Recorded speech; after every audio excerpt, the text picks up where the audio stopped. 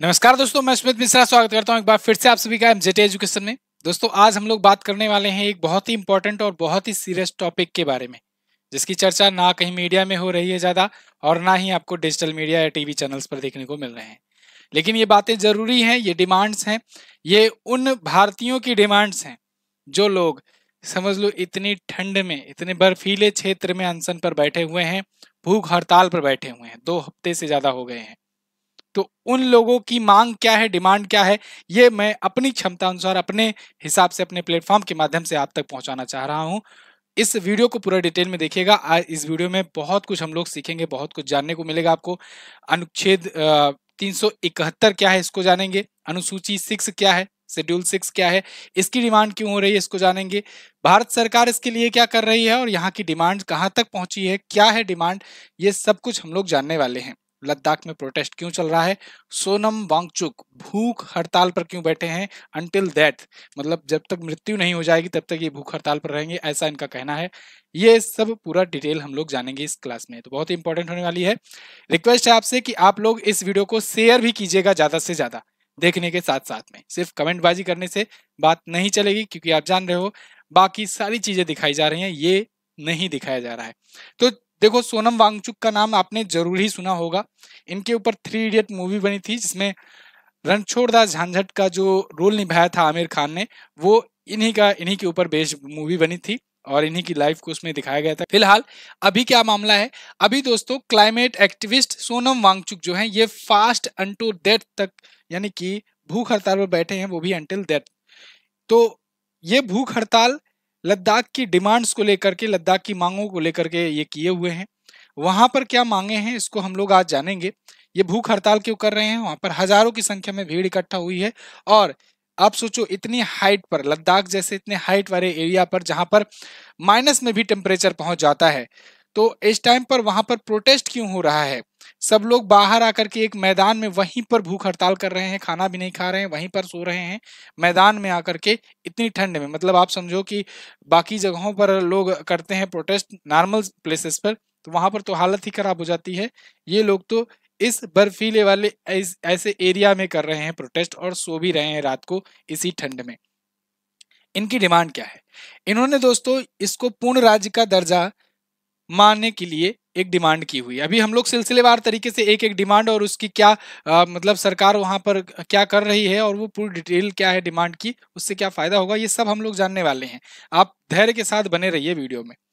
मोटा मोटा अभी आप जानिए, देखो 5 अगस्त 2019 को जब जम्मू कश्मीर और लद्दाख को यूनियन टेरिटरी बनाया गया था, आप सबको पता है, गृह मंत्री जी ने संसद भवन में एक ऐतिहासिक भाषण दिया आर्टिकल 370 को रिमूव करने का, और उसी दौरान इन्होंने घोषणा किया कि जम्मू कश्मीर और लद्दाख जो है, इसको यूनियन टेरिटरी बनाया जाएगा।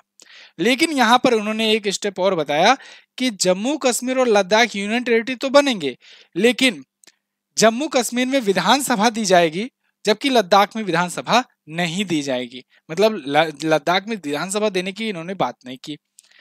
अब उससे पहले अगर बात करें 2019 से, तो लद्दाख में 4 सीटें जाती थी विधानसभा की। जब भाई जम्मू कश्मीर राज्य था तो वहां पर विधानसभा के चुनाव होते थे, तो लद्दाख के क्षेत्र में जो आज के टाइम पर एक यूनियन टेरिटरी बन गया है, उस पूरे रीजन को ले लिया जाए तो वहां से 4 विधानसभा की सीटें जाती थी और लोकसभा की सीट भी एक जाती थी। लोकसभा की सीट तो मान लो अभी भी एक है। यहां पर इन लोग का कहना यह है कि हमें पूर्ण राज्य का दर्जा दो। दूसरी बात, इनके यहाँ अभी एक ही लोकसभा सीट जा रही है, रिप्रेजेंटेशन कम हो रहा है, तो एक और लोकसभा की सीट इनके यहाँ होनी चाहिए, एक लेह में और एक कारगिल में।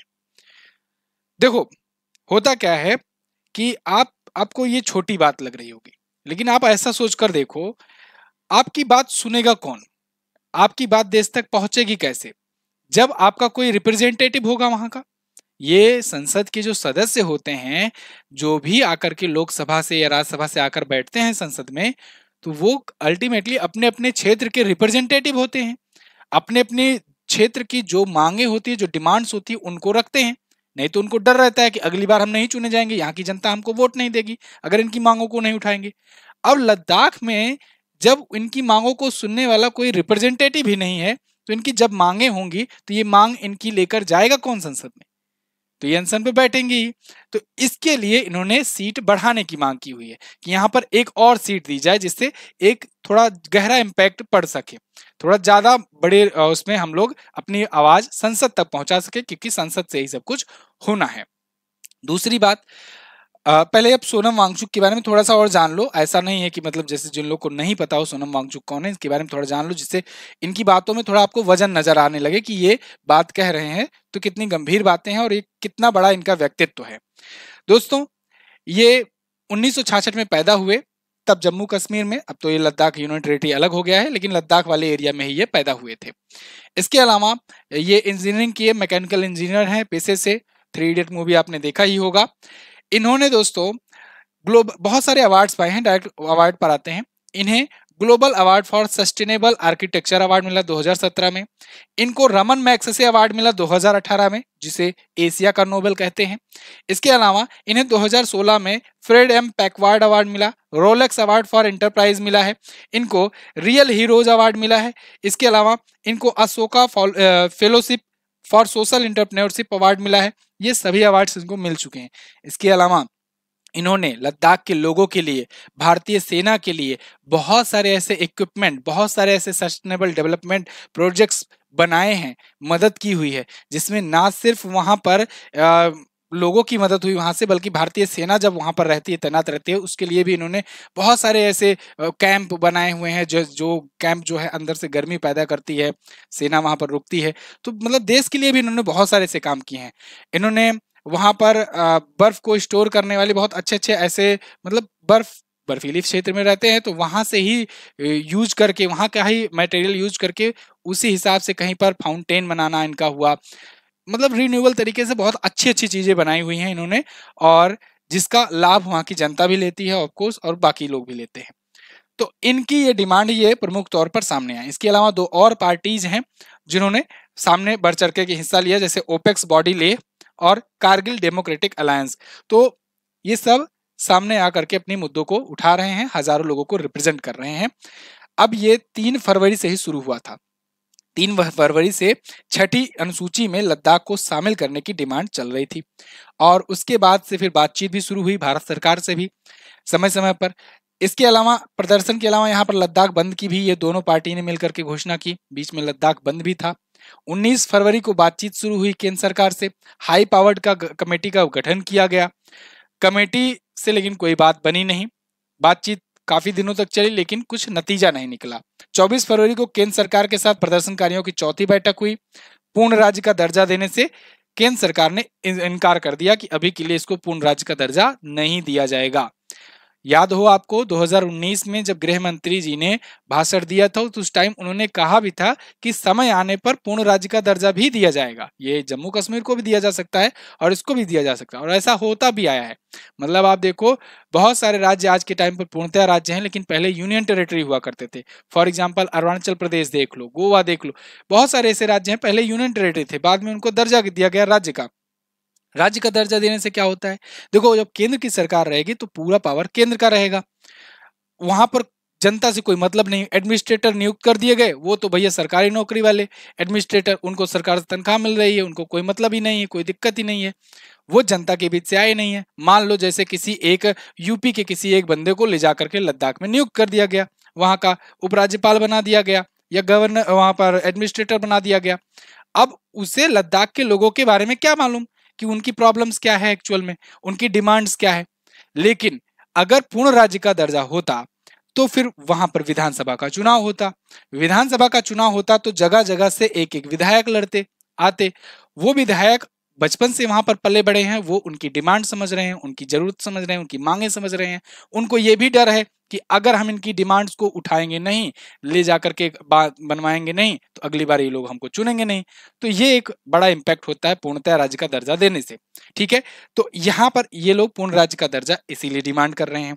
दूसरी बात, अगर मान लो जब केंद्र सरकार ने मना कर दिया कि पूर्ण राज्य का दर्जा तो नहीं देंगे अभी फिलहाल के लिए, तो यहाँ पर 4 मार्च को 2 प्रमुख संगठन जो हैं, इनके साथ गृह मंत्रालय बैठक के बाद अमित शाह जी से हुई बातचीत कि भाई तब क्या किया जाए। इन्होंने कहा कि हो सकता है आर्टिकल 371 लागू कर दिया जाए, अनुच्छेद 371 लागू कर दिया जाए। अब आप कहोगे 370 सुनिए, 371 क्या आ गया? तो ये 371 भी एक बड़ी बला है, इसको समझेंगे अभी आराम से हम लोग आसान भाषा में। 371 क्या है, यहाँ पर इसको लागू करने की इन्होंने एक मतलब एक उम्मीद जताई कि हाँ ये लागू किया जा सकता है, लेकिन अभी ध्यान रहे अभी कंफर्म नहीं किया गया कुछ कि क्या लागू करेंगे, 6th शेड्यूल के अंतर्गत उनको लाएंगे या फिर उनको 371 लागू करके वहां पर दिया जाएगा स्पेशल स्टेटस। तो यहाँ पर देखो लोगों की जमीन, नौकरी और संस्कृति की रक्षा की जाएगी, ऐसा इन्होंने कहा है। पहले जम्मू कश्मीर ऐसा था 2019 से पहले, फिर बाद में 5 अगस्त 2019 को जब आर्टिकल 370 रिमूव किया गया तो देखो जम्मू कश्मीर और लद्दाख ऐसे कर दिया गया। और इसमें अब ये माना जाता है कि ये क्योंकि अभी यहाँ पर पीओके वाला क्षेत्र है, अभी अपने पास है नहीं, लेकिन कहा जा रहा है जब पीओके आ जाएगा तो ये वाला हिस्सा ये पूरा लद्दाख में रहेगा, जम्मू कश्मीर केवल इतना ही रहेगा, है ना। लेकिन अब जो भी हो, अभी तो ये हिस्सा है नहीं, अभी तो आप ये मानकर चलो कि लद्दाख अभी इतने पर है, ठीक है। चलिए, यहाँ पर 4 मांगे हैं, 4 डिमांड्स हैं मोटी मोटी। ये 4 डिमांड्स इनकी कौन कौन सी हैं इनको देखते हैं। पहला कि छठी अनुसूची को लागू करा जाए। अभी एक एक डिमांड्स को डिटेल में हम लोग समझेंगे, साथ ही साथ अंतर भी देखेंगे। पूर्ण राज्य की भी मांग है इनकी, पूर्णतः राज्य का दर्जा दिया जाए। लद्दाख में एक और संसदीय सीट बढ़ाया जाए, यानी लोकसभा में एक सीट जाती है, एक और सीट ये चाहते हैं कि यहां से जाए। पब्लिक सर्विस कमीशन को लद्दाख में कायम किया जाए, यहाँ पर भी एक पब्लिक सर्विस कमीशन हो जो यहाँ के अधिकारियों को, यहाँ के जो एस्पिरेंट हैं उनको नियुक्त करे, जिससे वो यहाँ के एडमिनिस्ट्रेटिव में आएंगे और उनको यहाँ की प्रॉब्लम्स मालूम रहेगी एक्चुअल रूप में, तब वो ज्यादा बेहतर तरीके से उसे लागू करवा पाएंगे। अब यहाँ का कोई मान लो यूपी का, मध्य प्रदेश का, बिहार का, छत्तीसगढ़ का, यहाँ का कोई व्यक्ति पब्लिक सर्विस कमीशन का व्यक्ति वहां पर जाकर नियुक्त होता है, फिर अगेन वही बात, वो क्या वहां पर काम कराएगा, वहां का कल्चर अलग है बिल्कुल, ठीक है। मतलब आप देखो कि वो बेल्ट अलग है, समझो वहां पर तिब्बतीय लोग ज्यादा हैं, तिब्बतीय समुदाय के, वहां की कम्युनिटी अलग है, रहन सहन खान पान अलग है, टेम्परेचर है, टेम्परामेंट अलग है, तो वहां का चीज बिल्कुल अलग है। इसलिए इनकी डिमांड ये है पब्लिक सर्विस कमीशन को भी कायम किया जाए। ये 4 मुख्यतः डिमांड है। अब एक एक करके हम लोग डिमांड समझेंगे, लेकिन एक जरूरी सूचना है आप लोगों के लिए दोस्तों, टेक्स्ट बुक का आज आखिरी दिन है सेल का, 219 रुपए हुआ है, प्राइस ड्रॉप हुआ है बहुत ही हैवी, इसका आप फायदा उठाइए। टेक्स्ट बुक पास 219 में, टेक्स्ट बुक पास प्रो 307 रुपए में। एमजेटी कूपन कोड यूज करोगे तो आपको ये मिल जाएगा 12% और डिस्काउंट पर। इसमें क्या खास बात है, इसमें आप इंडिया के किसी भी एग्जाम की तैयारी कर रहे हो अगर, तो उसमें ऑनलाइन मॉक टेस्ट यहाँ पर मिल जाएंगे, प्रीवियस ईयर के भी मॉक टेस्ट मिल जाएंगे, subject wise, topic wise mock test यहाँ मिल जाएंगे, सबका डिटेल एनालिसिस रहता है हर क्वेश्चन का, उसमें आपको अच्छी रैंक देखने को मिलेगी, अच्छा कंपटीशन देखने को मिलेगा, क्योंकि लाखों लोग जो है वहां पर देते हैं एग्जाम। टेक्स्ट बुक एक बहुत बड़ा प्लेटफॉर्म है टेस्ट, मॉक टेस्ट की दुनिया का। और इन्होंने एक और ऑफर शुरू किया हुआ है कि सिलेक्शन पावर फुल रिफंड ले जाओ, अगर आप सिलेक्शन पा जाते हो तो आपका रिफंड भी कर दिया जाएगा। तो आज आखिरी दिन है इस सेल का। जनरली ये 400, 500, 600 रुपए तक के इनके मॉक टेस्ट होते हैं, अभी 219 में हुआ है, तो आप इसको ले सकते हो, लिंक डिस्क्रिप्शन में दिया गया है। किसी भी सहायता के लिए व्हाट्सएप नंबर भी है, आप वहां पर भी संपर्क कर सकते हैं। आगे बढ़ते हैं। 2 लोकसभा सीट की मांग हुई यहाँ पर, एक लोकसभा सीट कारगिल में मिल जाए, एक लोकसभा सीट जो है ये लेह में मिल जाए। तो कारगिल वाला एरिया ये है और लेह वाला एरिया ये है, ठीक है। अब लेह में भी अगेन देखो, हम लोग अपना मैप तो मानते हैं कि अपना अक्साई चीन भी अपना है और इधर पीओके भी अपना है, लेकिन एक्चुअल में अभी की कंडीशन में देखा जाए तो भारत का हिस्सा जो है ये इसके इधर ही है और इधर पीओके के इधर ही है। पीओके जल्दी आने वाला है, आप जानते ही हो, जैसे कि हिसाब से माहौल बनाया जा रहा है फिलहाल। तो ये लेह वाला हिस्सा है, ये कारगिल। 2 लोकसभा सीट की ये लोग डिमांड कर रहे हैं, अभी के लिए 1 लोकसभा सीट है। अगस्त 2019 से पहले विधानसभा में कुल 4 सीटें यहां से जाती थी, लेकिन अभी के लिए तो विधानसभा ही खत्म कर दी गई है, तो अभी तो इसलिए ये लोग पूर्ण राज्य का दर्जा मांग रहे हैं। अगर पूर्ण राज्य का दर्जा हो जाएगा तो यहाँ पर विधानसभा की सीटें बनेंगी ही, ठीक है। तो ये इसलिए कर रहे हैं। साथ ही साथ छठी अनुसूची के तहत विशेषाधिकार की भी मांग कर रहे हैं।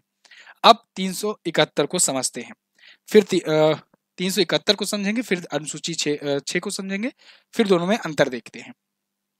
दोस्तों, भारतीय संविधान में आप सब जानते हो कुल 22 भाग हैं और 12 अनुसूचियां हैं। 22 भाग में 21वां भाग जो है वो उसमें पड़ता है 371। आर्टिकल 371 के तहत क्या होता है कि इसके तहत 12 ऐसे राज्य हैं, महाराष्ट्र, आंध्र प्रदेश, गुजरात, तेलंगाना, सिक्किम, मिजोरम, अरुणाचल प्रदेश, असम, नागालैंड, गोवा, मणिपुर और कर्नाटक, इनको स्पेशल स्टेटस का दर्जा मिला हुआ है।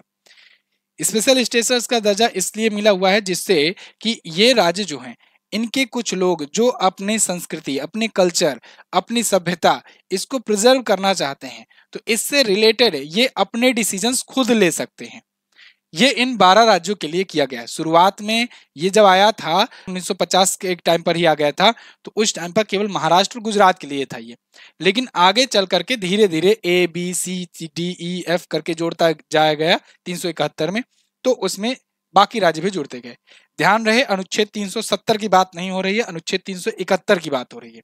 अनुच्छेद 370 के तहत जम्मू कश्मीर को दिया गया था स्पेशल स्टेट का दर्जा, तो वो अलग बात थी। उसमें क्या था, अगर 370 की बात करें तो उसमें यह था कि जम्मू कश्मीर का अलग अपना संविधान होगा, अलग अपना झंडा होगा, वहां पर वहां के निवासी ही जमीन जायदाद खरीद सकते हैं, बाकी लोग जो हैं बाकी अन्य राज्यों के कोई भी जाकर के वहां पर जमीन या कुछ अस्थायी निवास नहीं बना सकते, नहीं परचेज कर सकते हैं। वो था 370। लेकिन इसमें ऐसा कुछ नहीं, इसमें क्या था कि वहां के जो जो समुदाय वाले लोग हैं ये अगर अपने कल्चर को प्रिजर्व करना चाहते हैं तो उससे रिलेटेड ये अपने डिसीजंस ले सकते हैं। जैसे जैसे धार्मिक और सामाजिक समूहों की जो प्रथाएं उनकी चली आ रही हैं उसको लेकर के ये अपना कंटिन्यू रख सकते हैं। इसमें कोई केंद्र सरकार, कोई राज्य सरकार कोई हस्तक्षेप नहीं करेगी। इसके अलावा कोई भी अहम फैसले जो अपने कल्चर से रिलेटेड है, संस्कृति से रिलेटेड है, वो ले सकते हैं। ठीक है, तो कोई ऐसा दर्जा नहीं था कि कोई आकर यहाँ जमीन नहीं लेगा, कोई आकर प्रॉपर्टी नहीं बनाएगा, ये सब नहीं था, बस केवल संस्कृति और सामाजिक समूह के लिए था। ठीक है जी, ये 371 था। अब ये बात कही है गृह मंत्री जी ने कि 371 आपके यहाँ लागू कर सकते हैं, लेकिन लद्दाख के लोगों का मामला है नहीं, 371 ना दो, हमको अनुसूची 6 में शामिल कर दो। अनुसूची 6 में शामिल करो तो अब ऑब्वियसली ये बात तो बच्चे बच्चे भी समझ सकते हैं कि 371 को नहीं लेकर के ये अनुसूची 6 को क्यों ले रहे हैं, क्योंकि इसमें कुछ ज्यादा अच्छा चीज होगा। तो अनुसूची 6 में क्या बात है, देखो 12 अनुसूचियां हैं। अनुसूची समझो एक वो पुस्तिका है जो संविधान में कुछ चीजों को रेफर करने के लिए उसको अलग से जोड़ दी गई। मतलब जैसे आप देखते हो ना कि ये चीज है, इसके बारे में अगर डिटेल लिस्ट आपको जानना है तो ये अनुसूची नंबर 1 देख लो। राज्यों और केंद्र शासित प्रदेशों के बारे में डिटेल जाननी है तो अनुसूची 1 देख लो। बाकी ऐसे ऐसे करके अलग अलग पंचायती राज्यों के बारे में जानना है, नगरीय व्यवस्था के बारे में जानना है तो 11 12 ये सब देख लो। तो ऐसे ऐसे 12 अनुसूचियां हैं। शुरुआत में तो 8 अनुसूची थी, लेकिन बाद में 12 अब हो गई है वर्तमान संविधान में। तो इसी में अनुसूची 6 है। अब अनुसूची 6 जो है ये अनुच्छेद 244 के तहत रखी गई है। अनुच्छेद 244 मतलब कि आ जाता है भाग 10 में संविधान के। इसमें क्या कहा गया है कि अगर किसी राज्य के किसी क्षेत्र के अंतर्गत कोई मान लो आदिवासी कम्युनिटी रहती है तो उस आदिवासी कम्युनिटी को एक स्पेशल स्टेटस का दर्जा दिया जाएगा उस क्षेत्र को लेकर के। मतलब ये समझ लो किसी एक खास रीजन, किसी एक खास क्षेत्र के लिए ही स्पेशल स्टेटस का दर्जा मिलेगा। और वहां पर क्या था, कम्युनिटी के लिए था। ठीक है ना, मतलब वहां पर कोई कम्युनिटी है अगर तो उसको उसकी सांस्कृतिक विरासत या उसके जो भी उनका कल्चर है उसको अगर वो रखना चाहते हैं, कंटिन्यू करना चाहते हैं अपने हिसाब से, तब वो करें। यहाँ पर क्या था कि किसी एक क्षेत्र को स्पेशल दर्जा दे दिया गया कि इस क्षेत्र के लोग जो भी हैं ये अपने हिसाब से जो मन करे वो करें, है ना। अभी के टाइम पर केवल 4 राज्यों में ऐसी चीजें मिली हैं, 4 राज्यों के कुछ क्षेत्रों में, असम, मेघालय, त्रिपुरा और मिजोरम, जो अनुसूची 6 के तहत आते हैं, यानी छठी अनुसूची के तहत आते हैं। इसके जरिए यहाँ पर स्वायत्त जिला परिषद होता है, ऑटोनोमस डिस्ट्रिक्ट काउंसिल होता है नियुक्त। अब इस ऑटोनोमस डिस्ट्रिक्ट काउंसिल के द्वारा क्या होता है कि यहाँ पर अपने कुछ टैक्स रिवेन्यू जो इनका होता है वो खुद कलेक्ट करते हैं, अन्य प्रकार के टैक्सेस वगैरह ये खुद लगाते हैं, खुद उसको कलेक्ट करेंगे। अपने इलाकों में रीति रिवाज, संस्कृति, वन प्रबंधन, खेती, किसानी, गांव कस्बों का प्रशासन, ये सब करने की अनुमति है। अब यही सब चाह रहे हैं लद्दाख वाले कि छठी अनुसूची के तहत विशेष राज्य का दर्जा हमको भी दे दो। तो अगर वो जुड़ जाएगा तो वो 5वां बन जाएगा। तब वो क्या कर पाएंगे, वो अपने गांव, अपने शहर, अपने जगहों का नियम कानून खुद बना पाएंगे अपने हिसाब से। उसके बाद उनका प्रबंधन कर पाएंगे, वनों का प्रबंधन कर पाएंगे। वहां पर इनका कहना यह है कि अब जब आर्टिकल 370 हटा है तब से यहाँ पर बहुत तेजी से बाहरी इन्वेस्टमेंट आ रहा है और इससे दोहन हो रहा है, जिससे वहाँ की संस्कृति जो है, जिसके बारे में बाकी लोगों को नहीं पता है, वो आकर वहां पर अपने फैक्ट्रीज बना रहे हैं। तो कहीं ऐसा ना हो कि उत्तराखंड वाला हाल हो। उत्तराखंड में जैसे आपने देखा कि बहुत जगह ऐसे घटनाएं देखने को मिली कि वहां पर मतलब जो वनों की कटाई हुई, बड़े बड़े प्रोजेक्ट लगने लगे, इस वजह से बहुत सारे ऐसे प्राकृतिक दुर्घटनाएं देखने को मिली। तो ऐसी यहाँ पर ना हो, इसको लेकर के यहाँ के लोग डिमांड कर रहे हैं कि हमें अपने हिसाब से अपना कानून बनाने दो। फिर लैंड रेवेन्यू और टैक्स वगैरह ये लोग खुद कलेक्ट करके, इनका कहना है कि ये अच्छे से चला लेंगे अगर इनको अनुसूची 6 में शामिल किया गया तो। ठीक है जी, ये दोनों आपको समझ में आ गया। थोड़ा सा और डीप में समझने के लिए कि अब दोनों में अंतर क्या है, इसको जान लेते हैं। अनुच्छेद 371 और छठी अनुसूची में अंतर क्या है। तो देखो, आर्टिकल 371 जो है ये एक अस्थायी प्रावधान है, यानी कि ये एक अस्थायी प्रोविजन है, इसको परमानेंटली नहीं लागू किया जाता। जबकि छठी अनुसूची जो है ये अस्थायी प्रावधान है। आर्टिकल 371 के तहत सामाजिक सांस्कृतिक व्यवस्था के संरक्षण पर ज्यादा जोर है। दूसरी ओर यहाँ पर छठी अनुसूची में किसी खास क्षेत्र को ही मिनी राज्य का दर्जा मिल जाता है। जैसे मैंने आपको बताया ना कि कोई एक राज्य है और मान लो कह दिया गया कि यहाँ इस क्षेत्र में कि छठी अनुसूची के तहत ये क्षेत्र घोषित किया गया है। तो जैसे असम, मेघालय, मिजोरम, त्रिपुरा के कुछ क्षेत्रों को शामिल किया गया, तो यहाँ पर ऐसे कुछ क्षेत्रों को अगर मान लो छठी अनुसूची के तहत ला दिया गया तो ये हो गया अपना मिनी राज्य। पूरे राज्य का वो हिस्सा एक मिनी राज्य हो गया, वहां पर वो लोग अपने मन से सब कुछ करेंगे। इसके तहत वो खुद कानून बनाएंगे, टैक्स वसूलेंगे, न्यायालय, विकास कार्य और बहुत सारे अधिकार पा जाएंगे। आर्टिकल 371 के तहत नए राज्यों के गठन के बाद संवैधानिक संरक्षण के अस्थायी प्रावधान किए गए थे। दूसरी ओर छठी अनुसूची के प्रावधान आर्टिकल 244(2) और आर्टिकल 275(1) के तहत संचालित किए जाते हैं। अनुच्छेद 244 जो है ये भाग 10 का हिस्सा है। जनजातीय क्षेत्रों के लिए विशेष प्रावधान इसमें किए गए हैं, ट्राइबल कम्युनिटी के लिए। तो वहां पर इनकी यही डिमांड है लद्दाख की। ठीक है ना। अब देखो, क्योंकि इनके लोगों का कहना यह भी है कि भाई देखो, जम्मू कश्मीर में तो खूब भर भर करके इन्वेस्टमेंट हो रहा है, क्योंकि जम्मू कश्मीर में आगे चल करके आप जानते हो पीओके को लेना है, तो इस वजह से जम्मू कश्मीर खूब बढ़िया डेवलपमेंट किया जा रहा है, पीओके के लोग अट्रैक्ट हों, उसके बाद ले लिया जाए। लेकिन लद्दाख को इग्नोर कर दिया जा रहा है। लद्दाख में कोई, आपने नहीं सुना होगा कि लद्दाख में कोई बड़ा टूरिज्म के लिए बहुत बड़ा इन्वेस्टमेंट हुआ हो या कुछ बड़ा हुआ हो। तो इसको लेकर के ये कह रहे हैं कि हमको तो भैया किनारे लगा दिए हो आप, तो या तो हमें पूर्ण राज्य का तुरंत स्टेटस दो, या तो हमें ये करो। ठीक है, या फिर दोनों आप मानो डिमांड हमारी। तो ये सभी इनकी डिमांड्स हैं। इसमें मुख्य लीडर ये हैं सोनम वांगचुक साहब और बाकी 2 पार्टियां। तो आपको ये इन्फॉर्मेशन कैसी लगी है आप लोग कमेंट करके हमें जरूर बताइएगा। मेरी यही रिक्वेस्ट रहेगी कि आप लोग इस वीडियो को शेयर जरूर कीजिए, जिससे सबके तक ये बात पहुंचे, ये मुद्दा पहुंचे कि एक्चुअल में लद्दाख भी अपना ही है, अपना ही हिस्सा है, अपने ही लोग वहां पर भी हैं, भारत के ही लोग वो भी हैं, तो उनकी भी बात उठाना चाहिए। ठीक है ना। चलिए, तो इसके अलावा अगर आप हमसे जीएस पढ़ना चाहते हैं, जीएस 3.0 बैच को ले सकते हो एमजेटी ऐप पर जाकर के। किसी भी सहायता के लिए व्हाट्सएप कर सकते हो। अभी डिस्काउंट चल रहा है, वैसे तो ये 1499 का बैच है, लेकिन अभी डिस्काउंट चल रहा है। आप जाकर के वहां पर एमजेटी ऐप पर जाओगे, कूपन कोड अप्लाई करोगे तो आपको डिस्काउंट मिल जाएगा। सारी डिटेल, सारा कूपन कोड वगैरह वहीं पर आपको मिलेगा। तो आप जाकर के इसको अगर लेना चाहते हैं हमसे, सारे सब्जेक्ट्स हिस्ट्री, ज्योग्राफी, इकोनॉमी और करंट अफेयर, स्टैटिक, जीके सब कुछ पढ़ना चाहते हैं तो वो आप यहाँ से ले सकते हैं। सारी क्लासेस मेरे द्वारा ही ली गई हैं, एमजेटी ऐप पर ये आपको मिल जाएगा। इसके अलावा ये वीडियो पसंद आई है तो डेफिनेटली ये वीडियो भी पसंद आएगी। आचार संहिता क्या है, क्या कर पाएंगे, क्या नहीं कर पाएंगे, आचार संहिता लागू है तो इसको आप जरूर देखना। मैं मिलूंगा आपसे अगली वीडियो में। वीडियो कैसी लगी है कमेंट करके जरूर बताइएगा। Thank you so much for watching. Next video मिलते हैं, तब तक के लिए नमस्कार, जय हिंद, वंदे मातरम।